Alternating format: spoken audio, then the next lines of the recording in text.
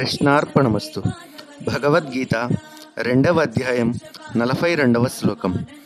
యామిమాం పుష్పితాం వాచం ప్రవదంత్య విపశ్చితః వేదవాదరతాః పార్థ నాణ్యదస్థితివాదినః కామాత్మానః స్వర్గపరా జన్మ కర్మ ఫలప్రదాం క్రియా విశేష బహుళాం భోగైశ్వరగతిం ప్రతి.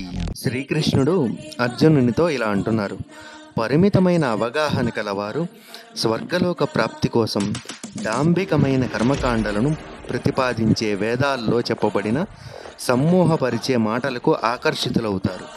మరియు అందులో ఇంకా ఏమీ ఉన్నత స్థాయికి ఉపదేశం లేదనుకుంటారు. తమకు ఇంద్రియ సుఖాలను ప్రాప్తింపజేసే వేదాల్లోని ఆయా భాగాలను ప్రశంసిస్తారు.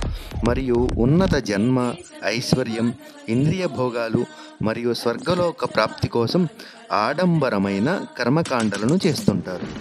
జై శ్రీకృష్ణ.